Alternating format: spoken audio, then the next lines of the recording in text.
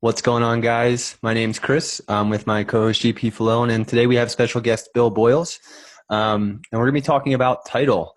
Now, Bill is a VP of Title Operations for Title Financial Company. I'll let him do a great intro. So, Bill, why don't you tell us about yourself? Well, thank you.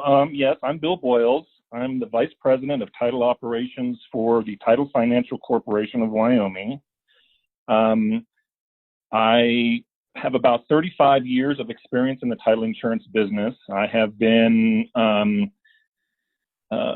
part owner and a manager of a title insurance company for 30 years. I was also a senior underwriter for a national title insurance company. And presently, as I said, I am with Title Financial Corporation of Wyoming. For the local folks, the Title Financial Corporation of Wyoming is the owner of the parent company of Laramie County Abstract and Title, which is a well-established title company in Laramie County.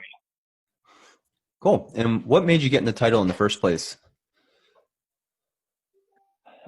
Well,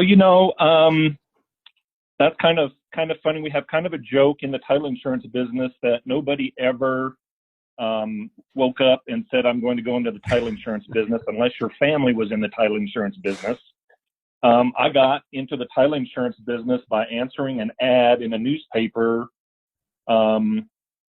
where a company was called the Title Guarantee Company, which used to be in Casper, needed an accountant. And I answered that ad. I interviewed for the accounting job. They didn't hire me for the accounting job, but there was an office in Green River, Wyoming that needed some help. So that's how I got into the title insurance business, strictly by accident. So like many people in the title insurance business, I didn't even know what it was or what they did when I started working there. All right. Like the realtors out there that are listening right now. So going into that, what exactly is title insurance? So title insurance is just the latest and greatest form of title assurance, so assurance with an A. Now, title insurance has been in the state of Wyoming since the early 70s. There was some title insurance in Wyoming prior to that in the 60s, but it didn't become the vehicle of title assurance until the early 70s.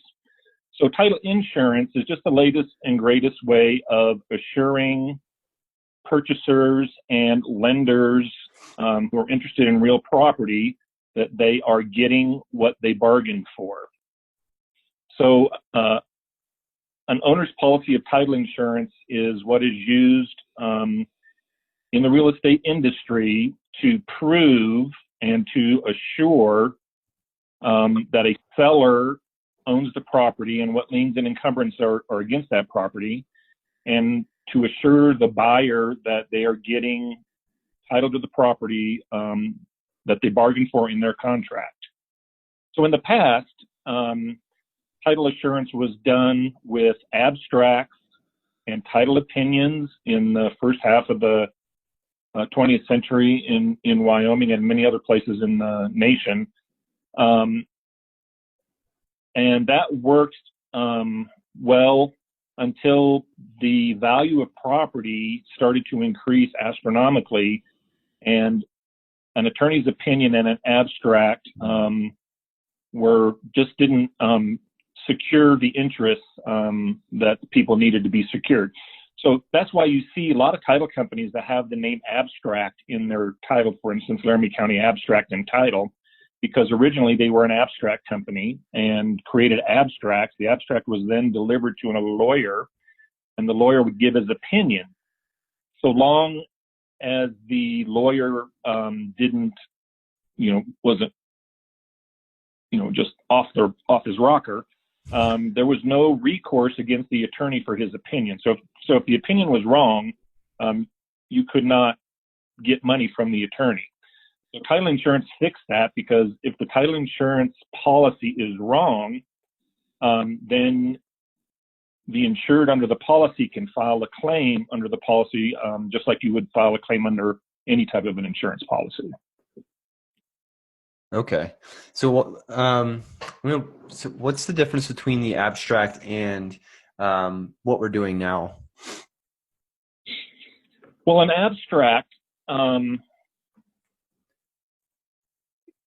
wish I could show you an abstract, but an abstract is a compilation of all of the documents that are recorded in the chain of title for a particular property. And so back in the day, before there were copy machines and those kind of things, an abstractor would go to the courthouse, or his title plant. Actually, you have to have a title plant in Wyoming to be an abstractor, but that's a different conversation. And they would read all of the documents in the chain of title, and they would create basically an outline or a synopsis of what that document said. So it, was typed on a typewriter. It's then put into a binder. So every deed, mortgage, easement, protective covenant would be in this document, and it looks like a small novel. Some of these can be several hundred pages. And so there's kind of an art to it. You have to put in the recording information, of course, books and pages, the legal description of the land, the grantors and the grantees, what the document says, and it's kind of put into an outline form. Then it's put into a binder, which is called an abstract, and then it's given a certificate. So then that document, you can see this would take days and days and days sometimes to do this. Uh-huh. And then that would be delivered to an attorney, and the attorney would read the abstract. Ooh. And then the attorney would give his opinion as to what needed to happen in a particular transaction to transfer title. Once again, the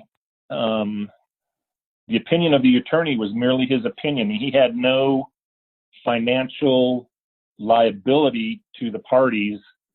So the reputation of the abstractor and the reputation of the attorney was very important back in the abstract days.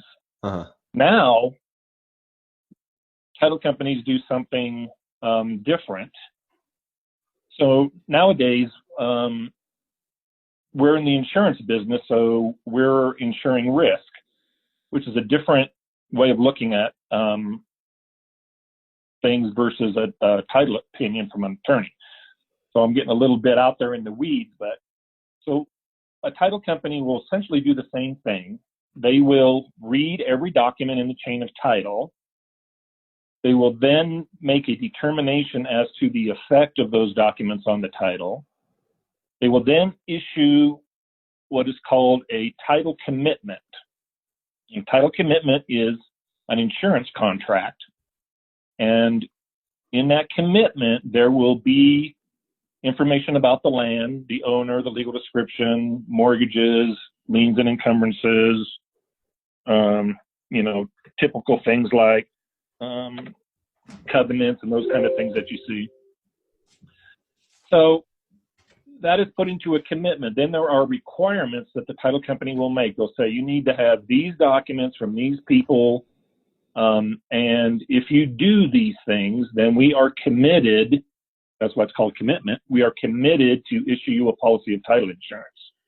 Of course, this is all subject to the terms and conditions of the title commitment, but essentially that's what it is. And so if you meet these requirements and record the documents, then the title company is obligated to issue you a policy of insurance insuring your title to the property. Okay. So you take care of what the abstract was, but actually, like you said, put commitment behind it, and there's some liability for you. Right. So it's essentially it's an insurance policy that guarantees that the accuracy of the search, the accuracy of the analysis of the title, and the accuracy of the documents that are executed are all proper. And if they are not, and you suffer some kind of a loss, then you would file a claim under the title policy, and the title policy is required to defend your title, pay the attorney's fees to fix any issues, and to defend you in court if necessary in order to protect your interest in the land. Wow. All So right. what's an example of a loss on a title insurance? Yeah.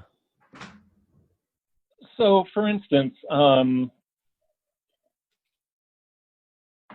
you could suffer a loss for unpaid taxes, suffer a loss for a missed mortgage if there's a mortgage on the property that wasn't discovered, impersonation, forgery, fraud.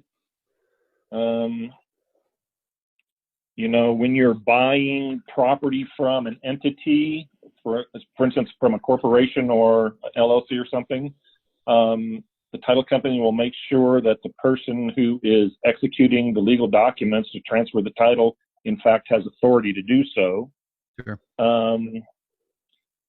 So, there are basic risks that the title company covers. So, for instance, like I said, you have fraud and forgery, undue influence. For instance, an older person who is being taken advantage may sign a deed. You can have people that aren't in their right minds, probably, that are legally unable to execute documents. Mm-hmm. So, that's legally incompetent. Impersonation is covered. So, Wow. The other thing is that is covered that people really don't understand is the marketability of the title. So that's kind of a legal term, which means that if you are in a contract to buy property, so if you're a seller and you're in a contract with somebody to sell the land, the purchaser of that land under the terms of the contract can back out of the contract if there's not marketable title. And so that's one of the things that we ensure is that you have marketable title, and that when you go to sell that property, the buyer of that property, will not be able to enforce the terms of the contract due to marketability. That's kind of a simplistic way of explaining it. It's a little more complicated than that in the law, but that's one of the things that they cover. The other thing that a lot of people... I was going to say, is marketability the same as like when you hear clear title? Like, does this property have clear title? So, JP, that is a way to think about it. Clear title is kind of a misnomer. It's a term that is used to mean a lot of different things. But yes, marketability of title would affect clear title. Yeah. The other thing that people don't think about as often as they should, especially in the residential setting, if you're in a platted subdivision, you probably don't think about this a lot. But the other thing that a title policy does ensure is your ability to access the land. So in Wyoming, access to property, legally established access, not physical access, but legally established right of access is insured. And if you're dealing with rural property or property that's outside of the city limits or is not in the platted subdivision, even if it's in the city limits, the question of access becomes extremely important. So if you ever meet somebody or know somebody that had an access problem to their land, they will tell you some really bad tales. Right. That's one of the things. So that's one of the things that title companies look for specifically, is to make sure that there's good legal access to the land. Yeah, I actually did a deal a couple years ago where the title company found that there was an easement that was recorded, but they were trying to figure out where how they're getting access to the property, because they were finding that there was like, you had to go through this other dude's land to get into the house property, and then find out both parties had signed a piece of paper, but the address was wrong. And so then the people that bought the house go back to sell the property 4 years later, and they can't find that document anymore. And I remember it was a big issue when I sold it to them, and then the neighbors went ahead and closed off access to the property. So they ended up creating the true access off the road for the address, but the neighbors were like, until you provide me that document, we're going to go ahead and close this off. And they dug a trench because they had trenching equipment and stuff. I mean, it was crazy. Like, they called me up and they're like, JP, I need your help. And I was like, what's going on? They're like, they just shut our road off. And I was like, shut up. He's like, yeah. They're like, they're done. They said, they're tired of us driving across their land to get to the house. And so they're like, until you can provide me some sort of documentation that shows that you guys still have legal access to this property, we're gonna continue to do business as usual, and you guys can't come through here anymore. And I was like, dude, and he was like, yeah, I totally remember that this was an issue when we bought this property.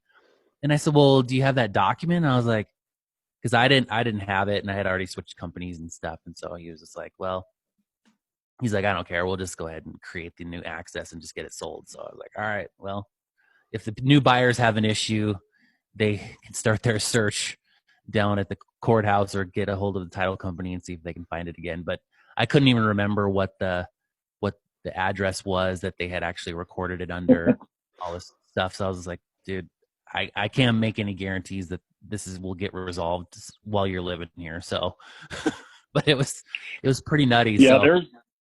there's a lot of horror stories on access I could relate to. So in Wyoming law, so there's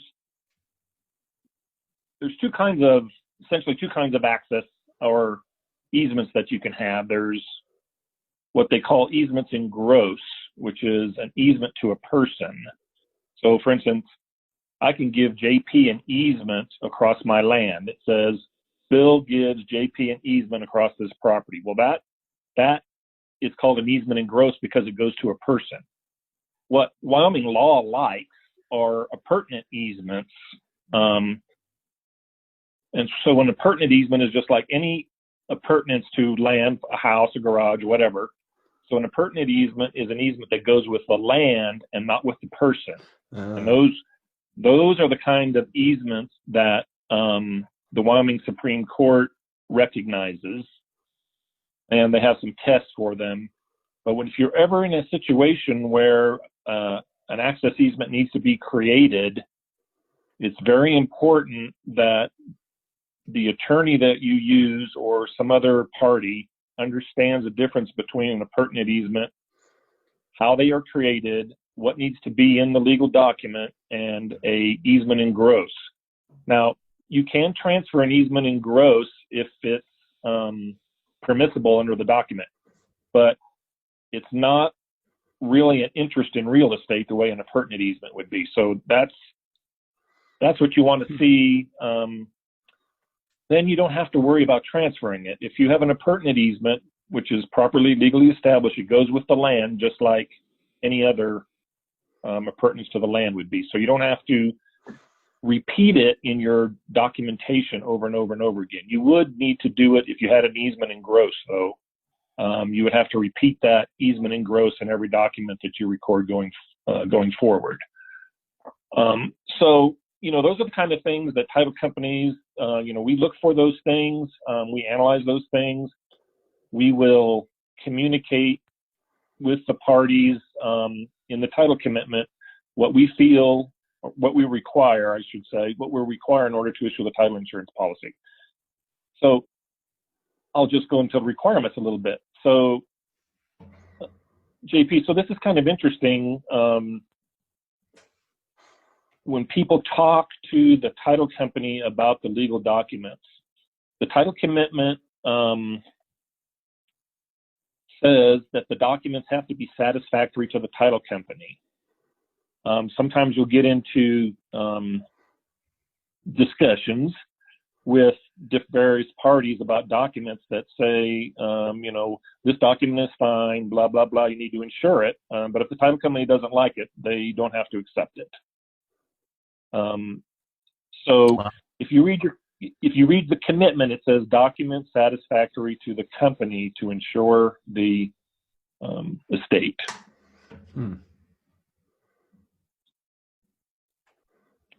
So I would say that the title insurance businesses claims in Wyoming, I would say the vast majority of them have an access issue component to them.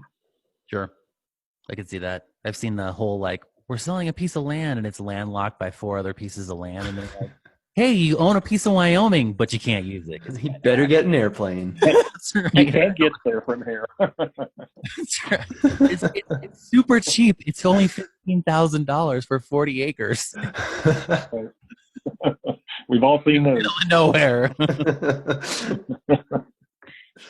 So comparing the old way of doing things, like with the abstract, versus the new way of doing things, why is the new way better? I'm assuming that the new way is going to be better since that's the way we're doing it now.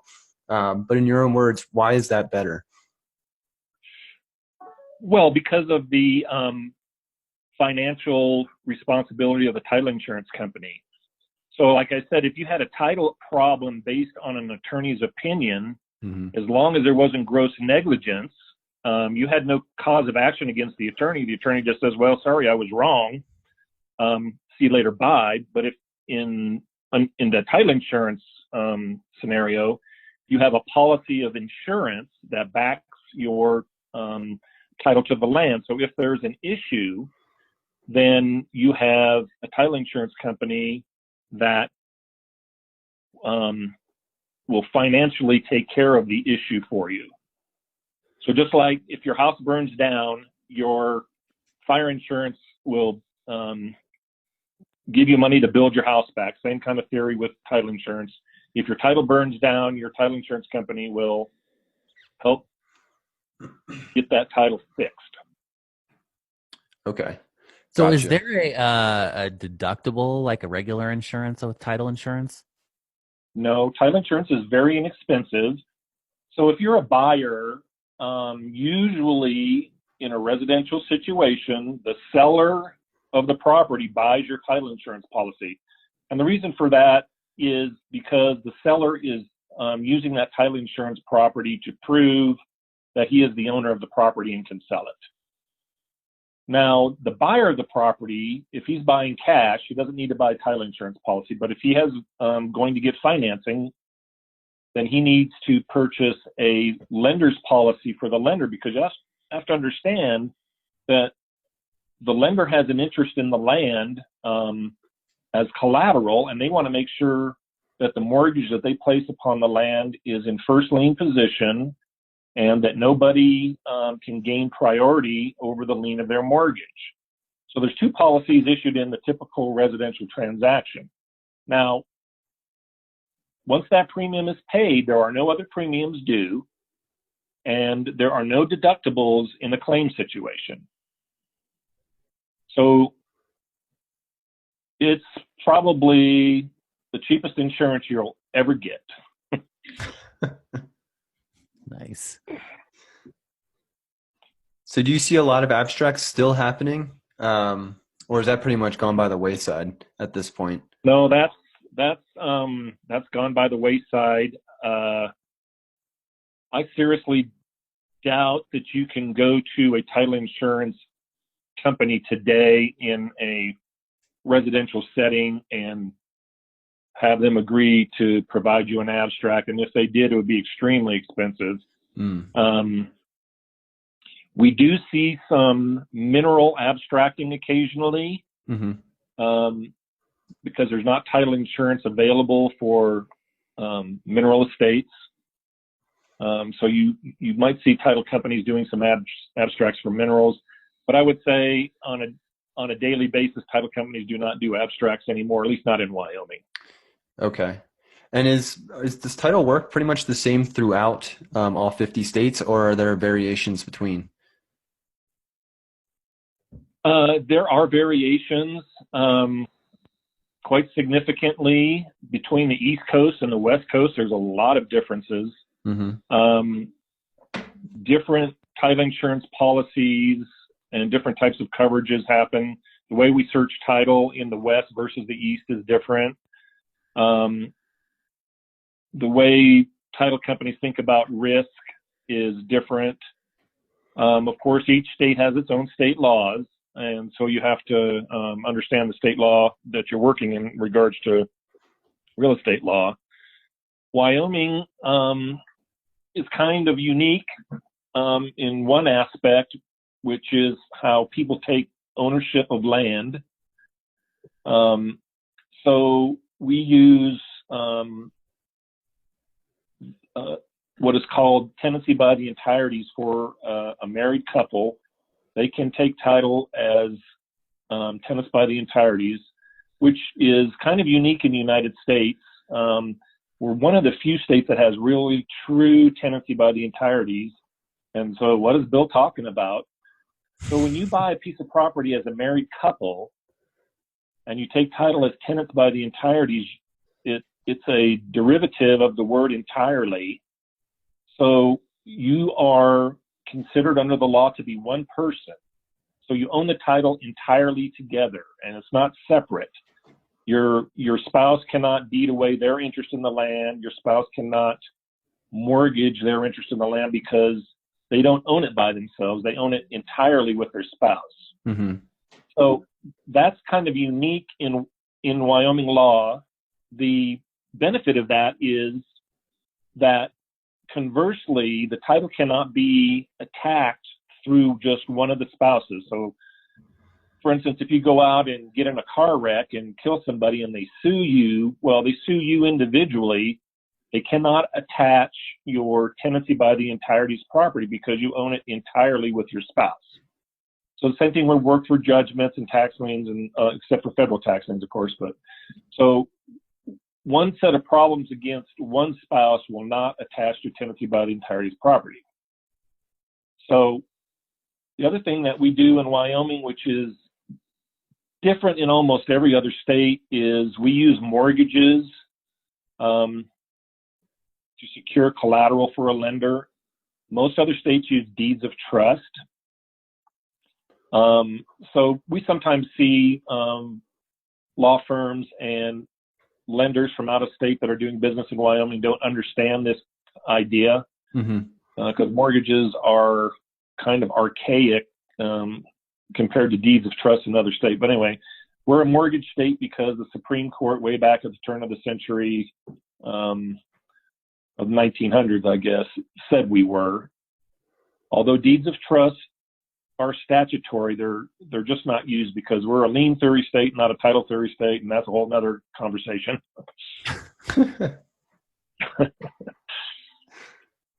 So with the changes, because I think we talked about this at one point, is the electronic filings systems of documentation versus handwritten and hand carried to record deeds and documents. What's your take on that? Well, JP, so like I said, I used to be a senior underwriter for a national title insurance company for Wyoming, and I did not permit the people that were beholden to my guidance to use ERecording in the beginning because of the fact that there wasn't a statute that allowed for it. Now, the statute has changed, and they do allow for ERecording. Now, this conversation can go down the rabbit hole really quickly. Right. So it's interesting. So the legislature passed a law allowing for ERecording. Now, the county clerks around the state of Wyoming, they can choose whether to accept ERecording or not. Presently, there are only private ERecording systems. So the private e-recording system goes to the county clerk and convinces them to use their private e-recording system. So there is no public e-recording system in Wyoming. So every time something is e-recorded, it goes through private hands. And, you know,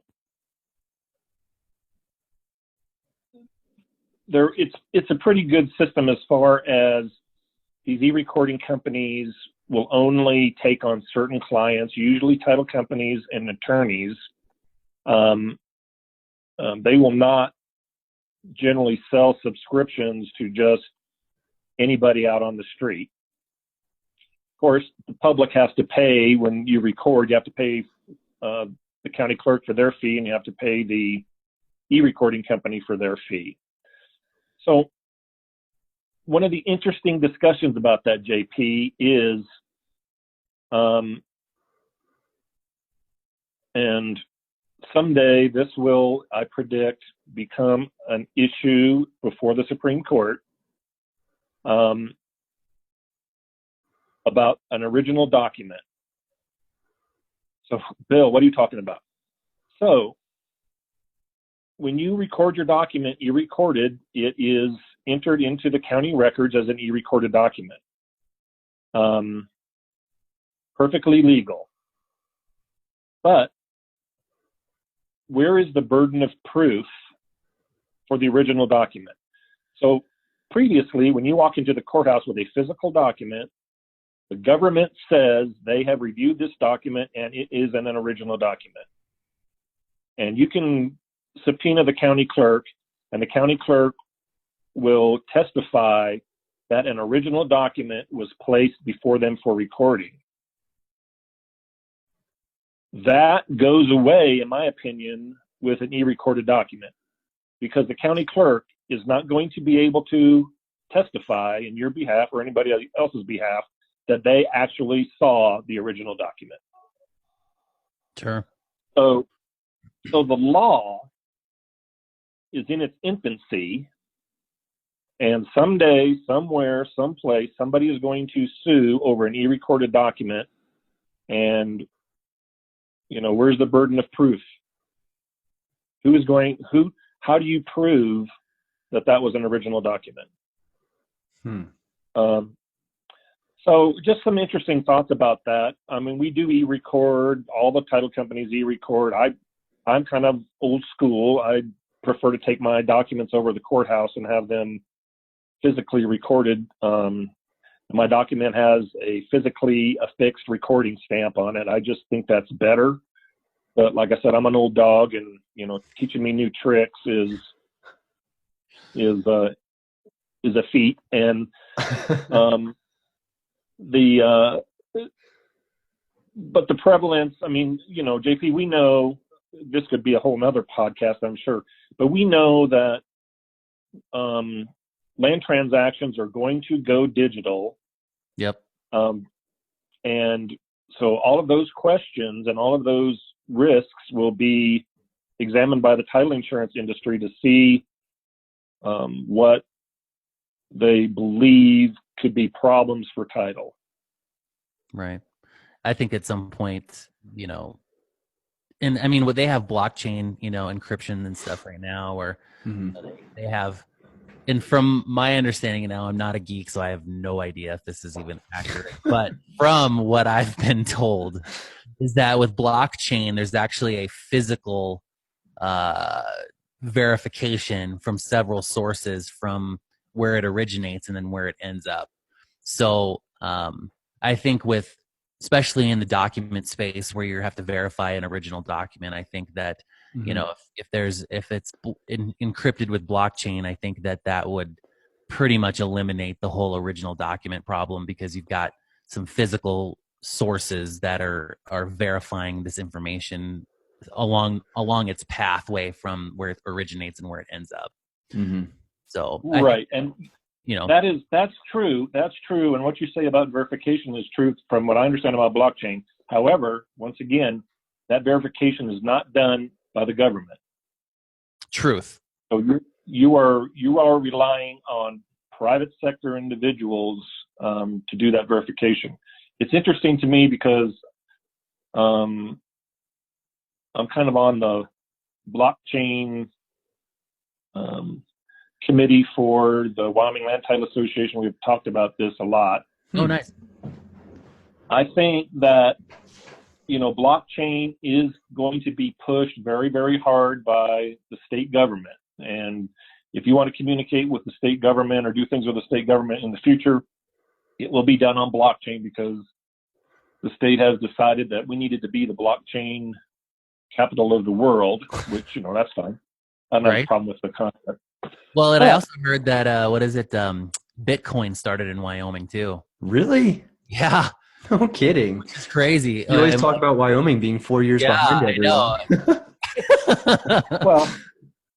Well, LLC started in Wyoming. So we also, the legislature came out this year with a way to deposit Bitcoin and other e-currencies into depositories where you can't deposit Bitcoin into a bank. So they've created a depository vehicle where you can deposit your e-currency, into something that looks like a bank. But I was going to say, the state of Wyoming, you're going to deal with blockchain when you deal with the state of Wyoming going forward because they're jumping in with both feet from what I can tell. However, that doesn't affect so much the counties. So the county clerk is the one who is responsible for the recording of documents. Now, I'm going to say you are going to have a huge amount of resistance from county clerks to e-record documents on blockchain because they don't have the money to create these blockchain systems. Mm-hmm. Sure. So that's going to be a very interesting conflict going forward between the state and the counties as blockchain blossoms. So yeah, there's, digital closing, digital notaries, instead of going to the title company or the bank to close, you're going to sit in front of your computer, do things on the computer, kind of like a podcast, I guess. Right. And well, it'll be a big change. It's all going to be like Wall-E, where everybody's driving around in those floating machines, watching TV and playing on their phone. So where we're going to go, and it was funny because we went to Florida last week for spring break, and we went to the NASA place at Cape Canaveral, and they were talking about how the effects of gravity on people's bodies and stuff like that. It's going to be the same thing, like the effects of digital light on your physical body, and they're sitting there doing a treadmill in zero gravity and, sweating in their beads of sweat or just floating in zero gravity. I think that's where we're going. I think we're just going to be everything you need is going to be in one room. You're going to have just monitors and you're going to be doing everything on a treadmill, bodies don't deteriorate while you're doing your daily routine. He's like, what did you do today? I did not leave the house at all for 24 hours. I literally slept, worked out, and worked at the same time for 24 hours. So, yeah. And you bought and sold real estate and did a closing. That's right. Didn't even leave the house. Didn't even leave the house. So cool. what's one tidbit that you think would be really helpful for listeners of the show? So just realtors, what's one tidbit you think would be really helpful for them just to really understand something that maybe hangs up some deals that you've had in the past? I have 2 tips for realtors, and I hope they listen to this very carefully. Yeah, I've been in this business for 35 years, and I can tell you the horror stories of things that have happened because these 2 things did not happen. Number 1, read and understand your title commitment. I say that again, read your title commitment. Do not assume because the last 100 deals you closed had no issues that this one doesn't. I always tell people, It's not the 1,000 deals that you did that get you, it's the one. Mm-hmm. So read your title commitment. And if you don't understand what the title company is telling you, you need to call the title company up and ask and say, what does all of this mean? So there's all kinds of things that can happen in a transaction that require a little bit of thought and a little bit of action. And if you don't read the title commitment, how are you going to know what those actions need to be? Mm-hmm. Okay, so that's a big one. And number 2, realtors, your closer is your best friend. So I'll say that again. Your closer is your best friend. Do not, the title company does not do anything except what they are instructed to do. And if we don't have instructions, we can't do a closing. So I would say communicate with your closer as soon as possible. Like silly things that happen that will mess up a closing. For instance, bills that need to be paid.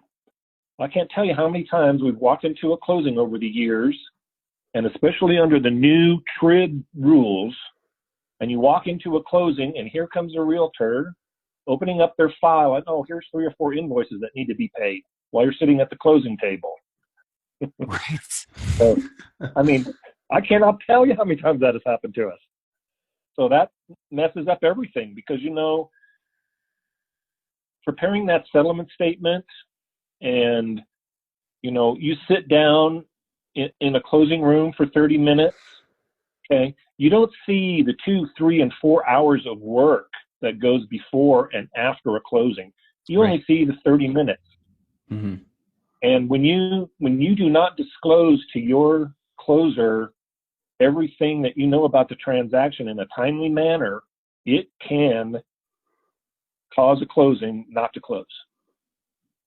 So those are my 2 bits of advice. All right. Well, and I think too, from a real estate's agent perspective, is that a lot of realtors will use the settlement statement as a lazy man's way of, managing the transaction when they should be just having those difficult conversations with their clients. And short of, maybe charging a roof or, a complete replacement of some, sewer lines or major mechanicals. But a lot of times it's these little piddly bills that, get thrown on the HUD statement, the closing statement. And it's like, dude, just have your people just pay for that stuff along the way. That way it's all done. And, and then you ensure yourself having a clean closing. Mm-hmm. Anymore, I have my clients, I try to get them to pay for all of their, inspections and stuff up front. So that way it's not stuff that I have to chase down at the end and be like, oh crap, I had 7 deals this week. I forgot that I had to push all of these inspections and have them billed to the closing statement. It's like, dude, just have them pay for it on the way. That way you don't have, or you had a $200 bill from the plumber because they had to caulk the toilets in the whole house. They had 17 toilets, have them pay for it. That way you don't have to deal with having to make sure that, you're doing all the money management for your clients at the end of the deal. Just have them, it's their house. So have them do it, Mm-hmm. Yeah, I agree with that. That sounds like good advice. The other thing is that, along those lines, if you're having major repairs done, roof replaced, garage door, whatever, maybe, hot water heater may not be on the same level of what I'm talking about, but if you have a major repair, you need to think about getting lien waivers, and you need to think about making sure that those matters are paid for, because if you start getting above $10,000 in repairs, Mm-hmm. it's going to be an issue for mechanics liens. So that's another thing I would say to realtors is, if you're having major construction, you need to start thinking about mechanics liens and communicating with your title company. The title company doesn't know. I mean, if you don't tell them, oh yeah, we just had to replace the whole kitchen at $40,000 because there was a fire, They don't know that. Mm-hmm. Well, and I think Title too. company, Oh, yeah, go ahead. I was just going to say, the title company doesn't know anything about your transaction if you don't tell them. Agreed. And I think too, one of the biggest things is that we keep the vendors doing this work in the dark. It's like, oh, well, I was just dealing with so and so, and they just said go ahead and do it. Well, they're not communicating that, hey, we are billing this to the closing statement. And then and one of the things too is, and I don't know if there's some sort of release of information or anything that needs to be done on that, but giving a copy of that settlement statement to the vendors, showing exactly that it was on the settlement statement that they are getting a check from the title companies for that amount. Because I think they're just left in the dark, and they're just like, well, they just told us to do the work, and we've done business with them for 15 years, and so that's just the way we've always done it. And then this one time, like you said, it's that one time that everything hits the fan, and then all of a sudden they're like, oh, well, you guys owe us $18,000 for all this work that we did. Oh, yeah, we billed that to the closing statement. Oh, well, we didn't know that, and so they're just kept in the dark on the whole thing. And so it's like, there's different tools and stuff out there to keep people in the loop. And I think it's all about communication. And if you keep doing business the way you've always done, then eventually at some point you're going to forget because you got busy that one time, and then all of a sudden, you're the one holding the bag because the new buyer of that house isn't paying for it. I can tell you that right now. That's right. So, All right, cool guys. Well, I think we'll just end it here. Bill, how can people get a hold of you? So they can contact me. I sit in the Laramie County Abstract office. So the phone number there is 307-634-7779. We have a website. It's tfcwyoming.com, and that will connect you with all of our, we have 3 offices in Wyoming, so you can connect with all 3 of our offices. We are presently in the process of moving. So we're going to be in our new location sometime in May, depending on when we can get our internet line. That's another story, but anyway. So presently we're at 1819 Warren Avenue, and in the next month or so we'll be at 433 East 19th Street, Suite number 1. But all the phones and the website will all be the same. Stop by and visit us. I'm always glad to see customers. I'm always glad to talk title with anybody. We're problem solvers. We like these deals to close. We don't make requirements because we want to. We do it because we have to. Mm-hmm. And we don't get paid if the transaction doesn't close, just like the realtor and the lender. So we're all in it together. The other thing is, I'd just like to tell you something a little bit about Title Financial Corporation.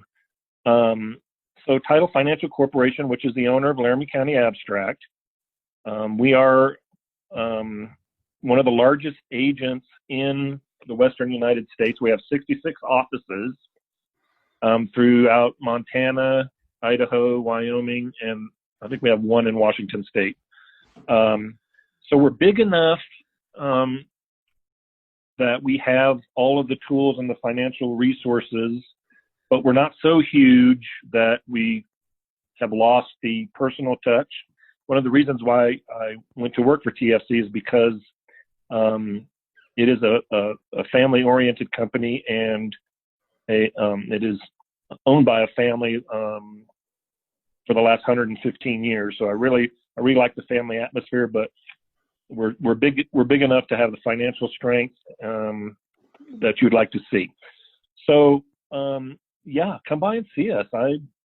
I invite people to come anytime they want. Give me a call. Call any of the people in our office. They'll be glad to help you, and we look forward to seeing you. All right. And JP. Awesome. You guys can reach me at www.clixo.com/jfluellen. It's got all my social media contacts on there. You can call me anytime, 307-772-1184 for a free 30-minute coaching call. I think all the links are in the show notes. And if you guys want to just email me directly, it's james.fluellen@gmail.com. How's your book sale going, by the way? I haven't checked the stats yet. It's digital right now. So I've got a book out there right now. It's $5.99 on Amazon Kindle right now. It's called The Real Estate Brain, 7 Hacks on How to Buy a House Like a Pro. So, and the paperback is coming out this week, actually. So Nice. we're All right, running a guys. promo on this podcast for that as well. So There you go. Look for it next week. All right, guys. That's all we have for today. Thanks again, Bill, for joining us. Super insightful. And we'll catch you guys next week. All right. Thank you. All right. See you guys. yeah. Bye-bye.